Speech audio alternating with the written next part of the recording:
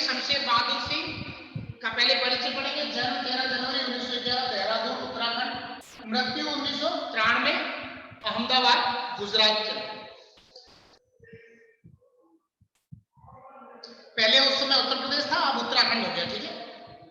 इनकी प्रकाशित रचनाएं यानी इनकी जो रचनाएं, कविताएं या जो उपन्यास वगैरह जो भी छपे उनके नाम क्या है? तो कुछ कविताएं ये उनकी एक रचनाओं का नाम है, कुछ और कविताएं ये भी उनकी एक रचनाओं का नाम है। चुका भी हूं नहीं मैं, ये भी एक उनकी रचना है। इतने पास अपने बात बोलेगी काल तुझसे होड़ है मेरी, ये भी इनकी रचना है। उर्दू हिंदी शब्दकोश, ठीक है, उर्दू हिंदी कोश यानी जो शब्दकोश जिसको अपन डिक्शनरी बोलते हैं, उसका संपादन भी इन्होंने किया कि उर्दू में उसका क्या अर्थ होता है, हिंदी में उसका क्या अर्थ होगा, का इन्होंने संपादन भी किया है। सम्मान इनको साहित्य अकादमी तथा कबीर सम्मान सहित अनेक पुरस्कारों से सम्मानित किया गया है। यानी साहित्य अकादमी हिंदी का दूसरा सबसे बड़ा पुरस्कार होता है, हिंदी भाषा का दूसरा सर्वश्रेष्ठ पुरस्कार वो भी इनको मिल चुका है। पहला का होता है ज्ञानपीठ पुरस्कार, दूसरा साहित्य अकादमी जो हिंदी साहित्य अकादमी द्वारा प्रदान किया जाता है, और एक कबीर सम्मान जो उत्तर प्रदेश सरकार द्वारा दिया जाता है वो भी इनको मिल चुका है। इनकी एक लाइन है कि तुमने धरती का पद्य पढ़ा है उसकी सहजता प्राण है, यानी तुमने धरती का पद्य पढ़ा है उसकी सहजता प्राण है, यानी मूल विषयों के बारे में बहुत ज्यादा लिखते हैं, यानी सहजता से, यानी ऐसा समझ ऐसी हो कि हम सरलता से और सहजता से सामने वाले की बात को आसानी से क्या कर जाए, समझ जाए, तो वो अपने आप में एक बहुत मायने रखती है। सहजता, सरलता और पूर्ण रूपेण भाव को समझने वाली अभिव्यक्ति, इसके बारे में इन्होंने बहुत ज्यादा जोर दिया था कि खुद को उर्दू हिंदी का दुआब मानने वाले शमशेर, दुआब वैसे एक दुआब क्षेत्र है, ठीक है, जो बहुत उपजाऊ है ना, वैसे दुआब क्या है, एक क्षेत्र है जो बहुत ज्यादा उपजाऊ है, मतलब बहुत ज्यादा फसलें होती है, इसलिए इन्होंने अपने आप को हिंदी और उर्दू का दुआब कहा है, मतलब हिंदी और उर्दू इनको बहुत अच्छी आती थी, या हिंदी और उर्दू के विषय में इनको बहुत बढ़िया और अच्छी जानकारी थी। तो शमशेर की कविता एक संधि स्थल पर खड़ी है। संधि स्थल का मतलब होता है जहां पर दो अलग अलग विचारधाराएं आकर के मिलती है, वो संधि स्थल, यानी जहां पर दो अलग अलग विचारधाराएं आकर के मिलती है, उनके बीच में से इनकी कविता शुरू होती है, यानी एक तरफ जहां इन्होंने शुरू किया वहां से अलग, जहां खत्म कर रहे हैं वहां अलग, यानी दो कविताओं का जो अलग अलग अंतराल है उनके बीच में से इनकी कविता निकली है। संधि स्थल यानी दोनों के मिलन बिंदु के ऊपर खड़ी है। यह संधि एक और साहित्य, चित्रकला और संगीत की है, यानी एक और किसकी है, एक और है साहित्य, संगीत, चित्रकला, ड्राइंग, ठीक है, एक और साहित्य, संगीत और चित्रकला की संधि है, तो दूसरी ओर मूर्तता और अमूर्तता की तथा इंद्रिय और अतीन्द्रिय की। अब देखो मूर्तता का मतलब होता है जिसका एक मूल भाव, मूर्तता का मतलब क्या होता है, एक स्थिति जो अपने आप में परिपूर्ण हो और एक ऐसी जब जिसके अंदर अपने आप पूर्णता नहीं है, ठीक है। उसके बाद अतीन्द्रिय और इंद्रिय और अतीन्द्रिय, यानी वे चीजें जिनको हम जान सकते हैं और वो जिसको हम जान नहीं सकते, यानी एक तो वो कि जिसे हम जान सकते हैं और एक वो कि जिसे हम जान नहीं सकते, तो उन दोनों के एकदम संधि स्थल के ऊपर ये खड़ी है। अब वो आगे कह रहे हैं विचारों के स्तर पर प्रगतिशील और शिल्प के स्तर पर प्रयोग धर्मी। प्रयोग धर्मी का मतलब है अलग अलग प्रकार के प्रयोग करना, शब्दों के अंदर अलग अलग प्रकार के प्रयोग है, वो इन्होंने क्या है किए हैं। और ये प्रगतिशील कवियों के अंदर प्रमुखता से ये शमशेर बहादुर है, ये आते हैं। शमशेर बहादुर, कवि शमशेर बहादुर पहचान एक बिंब धर्मी कवि। बिंब का मतलब ये होता है कि जैसे आपके सामने कोई फोटो खींच के दिखा दे, देखो ये बिंब 4-5 प्रकार के होते हैं, ये थोड़ा ध्यान रखना। एक तो बिंब होता है दृश्य, ठीक है, एक बिंब होता है श्रव्य, एक होता है दृश्य श्रव्य, ठीक है, यानी दृश्य का मतलब है कोई आपके सामने अच्छा सा चित्र बन, और श्रव्य का मतलब है जिसको सुनकर के हमारे मन में चित्र बन जाए, यानी हम भगवान राम का भजन सुन रहे हैं और उस भजन को सुनते सुनते हमारे मन में राम की छवि बन जाती है, या फिर देखते और सुनते दोनों काम एक साथ होते जो छवि बनती है, तो उस प्रकार का जो होता है उसको हम क्या बोलते हैं, दृश्य या बिंब, यानी जो हमारे सामने एक चित्र प्रस्तुत हो जाता है।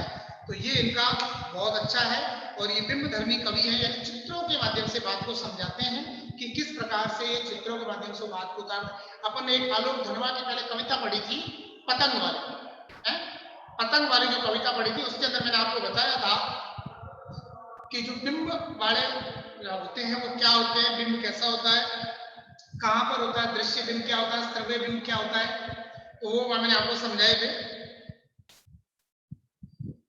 उनकी यही बिंब धर्मिता शब्दों से रंग, रेखा, स्वर और कुंची, कुंची का मतलब होता है जो होता है कलर, मतलब जैसे जो मतलब कलर का जो ब्रुश होता है उसको बोलते हैं जिससे बनाया जाता है, कुंची का मतलब होता है जिससे रचना की जाती है, ठीक है। तो यानी यही बिंब धर्मिता शब्दों से रंग, यानी रंग के, रेखा मतलब उसका एक ढांचा बनाने के लिए, स्वर यानी उसको दृश्य बिंब को स्वर देने, कुंची की अद्भुत कशीदाकारी का मादा रखती है। मादा का मतलब होता है उसके अंदर एक क्षमता है कि वो उन क्षमताओं को क्या कर सके, निकाल करके सामने रख सके। उनका चित्रकार मन कलाओं के बीच की दूरी को न केवल पाड़ता है बल्कि भाषातीत हो जाना चाहता है, यानी उनका जो चित्रकार मन है वो मन कलाओं के बीच की दूरी को मतलब मिटाता ही नहीं है बल्कि उसके साथ में अपने आप को पूर्ण रूप से रमा भी लेता है। यानी भाषाओं से भाषातीत का मतलब भाषाधन अतीत, यानी भाषाओं से अतीत यानी भाषाओं से दूर जाना।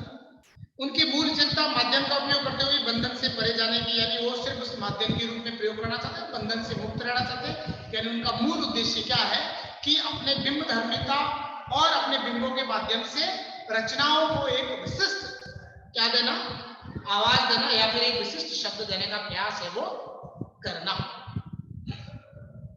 ओह माध्यम क्षमा करना कि मैं तुम्हारे पार जाना चाहता हूं, पार जाना मतलब उससे भी आगे। कथा और शिल्प, शिल्प का मतलब होता है कि आप ये मान के चलो कि जैसे कहते हैं शिल्प, शिल्प का मतलब ये होता है कि बनाने में क्या क्या, जैसे भाषा के शिल्प के लिए क्या होगा, जैसे रस होगा, शब्द होगा, अलंकार होगा, या फिर मतलब और भी शब्द, रस, अलंकार, छंद है, ये सारे के सारे किसमें आएंगे, शिल्प में। यानी उसको सुंदर बनाने के लिए किन किन का उपयोग है वो किया गया है।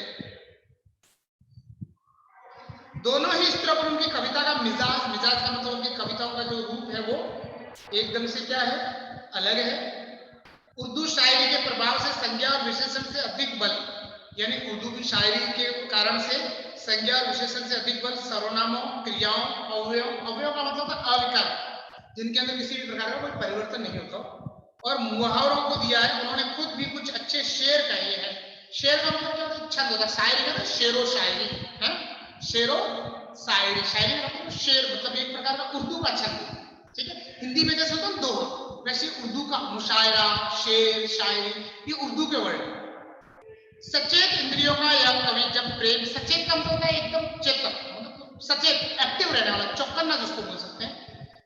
जब प्रेम, पीड़ा, संघर्ष और सृजन, सृजन का मतलब होता है बनाना, कुछ नया करना, यानी प्रेम, पीड़ा और उसको माध्यम से उसके सृजन को संघर्ष के माध्यम से उसको बनाता है, वो गूंथ कर कविता का महल बनाता है, तो वह ठोस तो होता ही है, अनगुंजों से भी भरा होता है।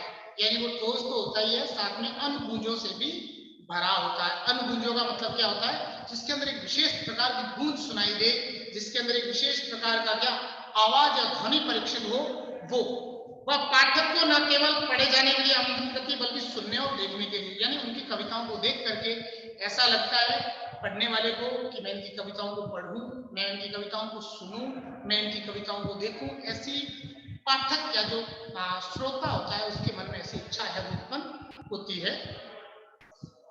अब इस कविता के विषय में आ जाते हैं, क्या कह रहे हैं कि प्रयोगवादी, यानी प्रयोगवाद का, यानी आप ये मान के चलो कि छायावाद के बाद प्रयोगवाद, 1942-43 के बाद 44 और फिर 45 से प्रगतिवाद, तो ये हिंदी कविता के कालखंड है कुछ।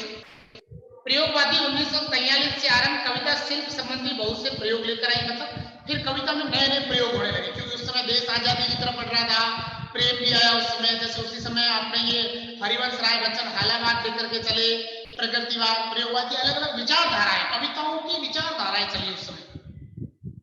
नए बिंब मतलब नए तरीके, मतलब नए विषय चित्र, नए प्रतीक के माध्यम से बात करना। पहले बात जो भी बात होती है प्रकृति के रूप में, औरत के रूप में या आभूषण और सुंदरता के रूप में प्रतीक। अब यहाँ नए नए प्रतीक समाज, मध्यम वर्ग, जो भी सूर्य है, प्रकृति, उनसे जो कुछ प्रतीक लेकर के लिए गए।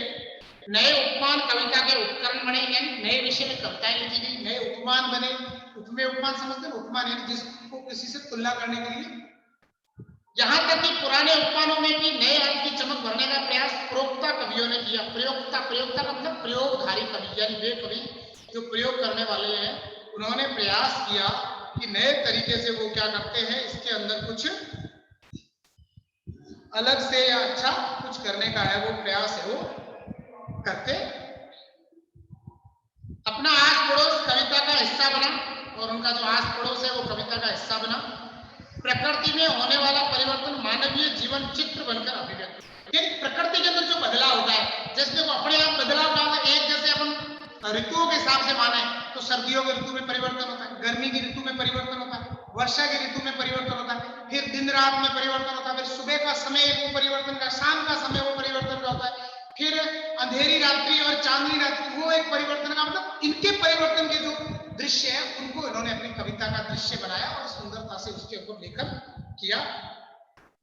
कि प्रस्तुत कविता उषा का मतलब ये होता है कि जब सूर्य उगा नहीं है लेकिन फिर भी थोड़ा बहुत प्रकाश, एक लालिमा आ जाती है ना, उस समय सूर्योदय के ठीक पहले के पल पर परिवर्तित प्रकृति का शब्द चित्र है।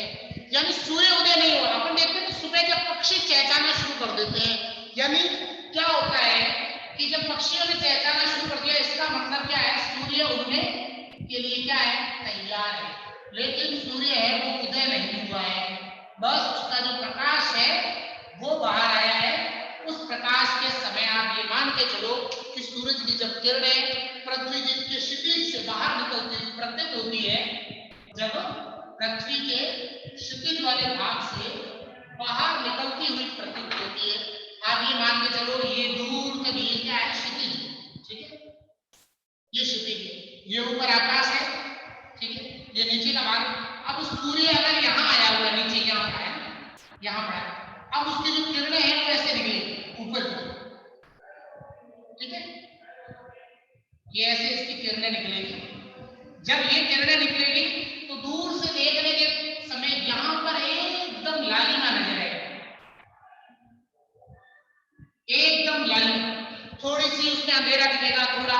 अब ये सूर्य थोड़ा सा और ऊपर आएगा, यहाँ तक आएगा तो लालिमा एकदम रक्त के समान लाल हो जाएगी।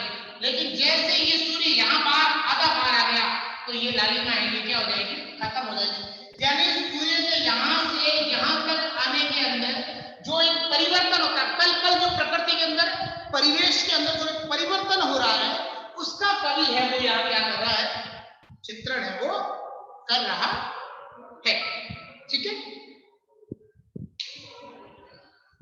प्रकृति में होने वाले परिवर्तन मानवीय जीवन चित्र बनकर अभिव्यक्त हुए, यानी प्रकृति के अंदर जो परिवर्तन हो रहे हैं वो मानवीय चित्र बनकर के अभिव्यक्त हुए हैं, मतलब दिखे हैं, सामने आए हैं। प्रस्तुत कविता उषा का प्रातःकालीन वर्णन है कि किस प्रकार से सूर्योदय से ठीक पहले पल पल परिवर्तित प्रकृति का शब्द चित्र है। शमशेर ऐसे बिंब धर्मी कवि हैं, बिंब धर्मी का मतलब बिंबों का प्रयोग करने वाले कवि है, जिन्होंने प्रकृति की गति को शब्दों में बांधने का अद्भुत प्रयास किया।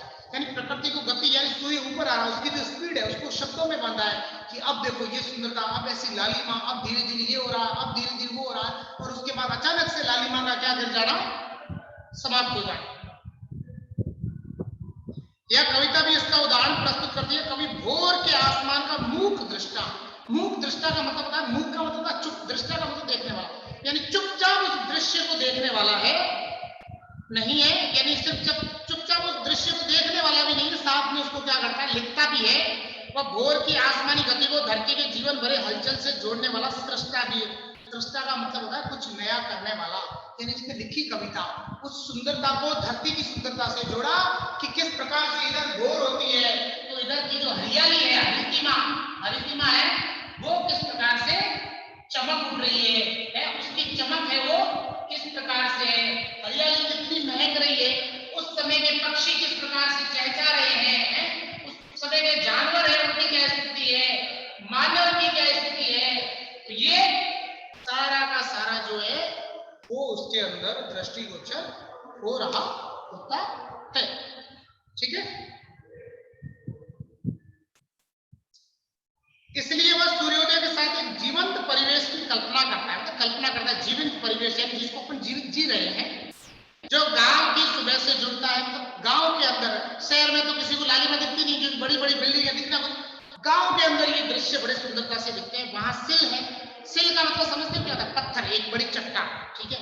राख से लिपा हुआ चौका, चौका का मतलब क्या होता है? अपने ऊपर चूल्हा होता है, चूल्हा है, उसको अपन क्या करते हैं पहले, अभी तो खत्म हो गया सिस्टम, उत्तर प्रदेश साइड में ये पहले सिस्टम होता था कि रोजाना सुबह सुबह उस चूल्हे की पवित्रता को बनाने के लिए या उसकी पवित्र मानते थे, इस कारण उसको लीपते थे, यानी रोज रात से उसको लीप देते थे, भीगा हुआ रहता था, कुछ देर बाद सूख जाता था। आजकल तो हम जूते पहन के रसोई भी चले जाते, समझते ही नहीं रसोई की महत्ता क्या है, ठीक है। हम ऊपर रहते, हम नीचे रखा होता, ऐसा हो गया। और स्लेट की कालीमा पर चौक से रंगे मलबे अदृश्य बच्चों के नन्हे हाथ। आजकल तो कौन है, सब ड्राइंग पेंसिल रबड़ लेके, पहले है ना स्लेट, स्लेट देखिए आप स्लेट से पढ़े होंगे, लेकिन एक स्लेट से पढ़ने का आनंद ही कुछ और है। स्लेट ब्लैक सी होती है, सफेद एक पट्टी आती है जिसको हम क्या बोलते हैं, वो सिल पट्टी या फिर पाटी पेन जिसको बोलते हैं अपनी भाषा में, या जिसको चौक बोलते हैं, उससे लिखना। और फिर बच्चा ज्यादा ऐसे थूक लगाकर उसको मिटाता है, यानी फिर उसके ऊपर अजीब सा एक रंग हो जाता है, कहीं काला ज्यादा, कहीं सफेद सा, कहीं नीला टाइप की। तो जो कह रहा है जैसा स्लेट के ऊपर वो रंग है ना, वैसा का वैसा दृश्य यहाँ उपस्थित हो गया है, यानी कहीं कालीमा है, कहीं लालिमा है, कहीं साफ है, कहीं सफेद है, तो वो दृश्य उससे तुलना कर रहा है ऊपर। तो ये दृश्य तो आजकल क्या खत्म हो गया। तो ये दृश्य कहाँ से जुड़े हुए हैं? तो ये दृश्य जुड़े हुए हैं ग्रामीण संस्कृति से। किससे जुड़े हुए हैं? ग्रामीण संस्कृति से ये दृश्य जुड़े हुए हैं। मलते अदृश्य बच्चों के नन्हे हाथ, ऐसे दिन की शुरुआत है जहां रंग है, गति है, भविष्य की उजास, उजास का मतलब होता है उसका प्रकाश है, और हर कालीमा को चीर कर आने का एहसास कराती है उषा। और हर क्या, हर कालीमा यानी हर बुरे समय को चीर करके कुछ नया करने का, यानी रात्रि का अंधकार वो इसका बुराई का प्रतीक है, सुबह का सूर्य प्रभात वो अच्छाई का प्रतीक है। तो हर बुराई के ऊपर जीत करके कुछ न कुछ अच्छा होगा। हर समस्या से डट करके मुकाबला करेंगे तो उसके बाद हम एक श्रेष्ठ दिन की ओर क्या होते हैं, अग्रसर होते हैं। ऐसी इनकी कविता है, ठीक है। उषा कविता के बारे में अपन कल पढ़ेंगे। आज अगर आप इसमें से कुछ समझ में नहीं आया तो बोलो।